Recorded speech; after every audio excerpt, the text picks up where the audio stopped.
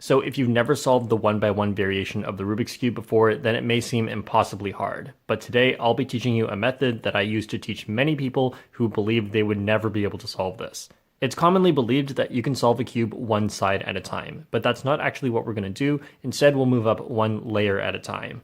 The first step is to make the bottom layer. Now, if you're color neutral, that means you can start on any color. So if green's already at the bottom, then that's great, and I'll just start with this. But if you're just starting out, just to make it consistent, it's easier to learn on the same color. So we're gonna go with white as the first layer color, and we want white to go onto the bottom. If white is on the top, what you can do is just turn the cube over and have it at the bottom, and that's actually okay. But if white is on the sides, then you actually can't just do that rotation because you'll run into parity, and the rest of the cube will be unsolvable. So instead, we'll be using a simple algorithm to help get white onto the bottom. The notation can look a little scary, but it's pretty simple.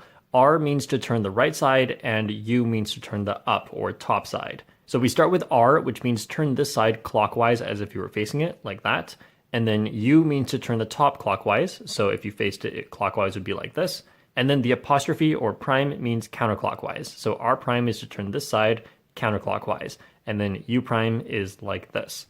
You just want to repeat that once or twice until white is on the bottom. However, if the white started at the back or on the left, then you just want to do a 180-degree turn to get it to either the front or the right. And then you can just repeat until it goes to the bottom. And that's actually the only algorithm we'll be using, so you probably want to use some good finger tricks for it as well. For turning the right side, you can use your wrist, but using your wrist for the top is not very fast. So it can be easier to do it like this. Right side with your wrist, and then turn the top with your index finger, and then down and the top with your other index finger. So you can just practice this a bit until you're faster at it, and that'll make the rest of it a lot easier and you won't have to think as much. This method is actually really similar to the 3x3 beginner method. So once you get white onto the bottom, we've actually finished the white layer. What we normally do next is move on to the second layer, but since it's a 1x1, obviously there is no second layer. So what we can do is then move straight to the last layer. In this case, the last layer color is yellow, and normally there are a lot of steps here, but since it's a 1x1, it's actually a lot simpler. There are no edge pieces, and the corner piece is already in the correct spot, obviously because there's only one spot. So we can just skip straight to the last step where we turn the cube upside down and try to get yellow onto the bottom. Now, very often yellow will already be at the bottom, but if it is not, then you can just repeat that algorithm from the start to try and get yellow onto the bottom. So here I'll do it once. And then here it is on the side, so I'll have to do it again.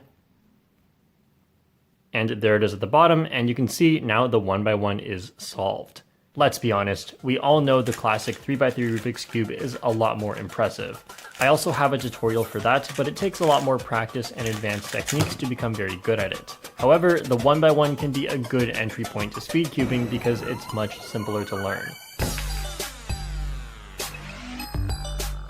So if you followed along and successfully made it to the end, then congrats on solving your first 1x1 cube. But if anything along the way was unclear and you couldn't make it to the end, then you're